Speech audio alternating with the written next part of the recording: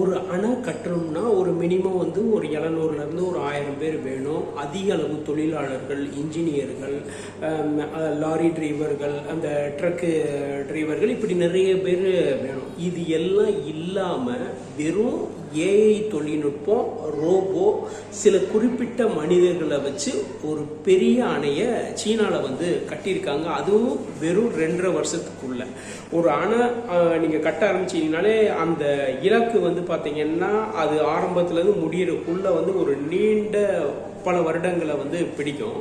ஆனால் இவங்க வந்து வெறும் ஏஐ தொழில்நுட்பத்தை வச்சு ஒரு அணையை வந்து சீனாவில் வந்து கட்டியிருக்காங்க. சீனாவின் திபேத்திய மாகாணத்தில் இருக்க அந்த மஞ்சள் நதி ஓடும் அந்த இடத்துல தான் யாங்க்யூ அணை வந்து கட்டியிருக்காங்க. இந்த அணையின் உயரம் வந்து 590 அடின்னு சொல்லப்படுது. உலகின் மிக உயரமான 3D பிரிண்ட் கட்டமைப்பு கொண்ட யாங்க்யூ அணைன்னு சொல்லப்படுது. வரலாறுல ஒரு முக்கியமான இடத்தை இந்த அணை வந்து பெற்றிருக்கு.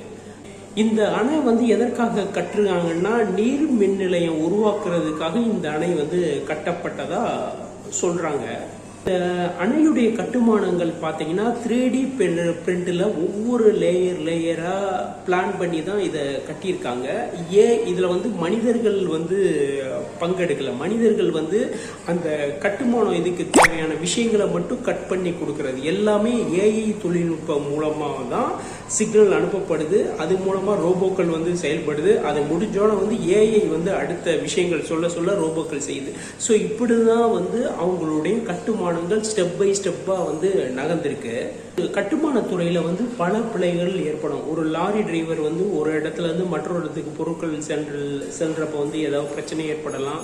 இல்லை அது வந்து தப்பி தவறி வேற இடத்துல வந்து பொருட்களை இறக்கலாம். இப்படி வந்து பல விஷயங்கள் இருக்கு. ஆப்ரேட்டர்கள் கட்டுமான துறையில் வேலை செய்கிறப்ப வந்து கீழே இருந்து விழுகிறது, இறக்குறது, ஸோ அந்த மாதிரி விஷயம், சில விஷயங்கள் வந்து நேரம் தவறி வேலை பார்க்கறது, இப்படிப்பட்ட விஷயங்கள்லாம் வந்து நடக்கும். இந்த கட்டுமானங்கள் 24x7 பொழுதன்னைக்கும் வந்து அந்த வேலை நடந்துகிட்டு இருக்கு. எல்லாமே ஏஐ தொழில்நுட்பம், அதனுடைய ஆர்டர் படி தான் எல்லாமே வந்து செய்யுது. ஸோ ஆட்டோமேட்டிக்காக எந்த இடத்துலையும் பிழைகள் ஏற்படலை. இங்கே வந்து பார்த்தீங்கன்னா தொழிலாளர் பற்றாக்குறை அந்த மாதிரி விஷயம் எதுவுமே இதில் ஏற்படலை. மனிதர்கள் இதுக்கு எங்கே தேவைப்படுறாங்கன்னா அணை கட்டுவதற்கு தேவையான பொருட்களை வந்து வெட்டி தருவதற்கு மட்டுமே வந்து மனிதர்கள் வந்து தேவைப்பட்டிருக்காங்க. இந்த கட்டுமானம் வந்து பார்த்தீங்கன்னா ஓய்வு இல்லாமல் நடந்துகிட்டு இருக்கு. 2.5 வருஷத்துலேயே முடிச்சுட்டாங்க.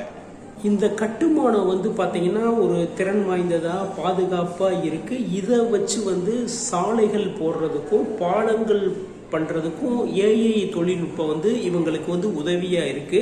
இதன் மூலமா வந்து உலக அளவுல வந்து ஒரு புதிய வளர்ச்சியை வந்து கொடுத்திருக்கு.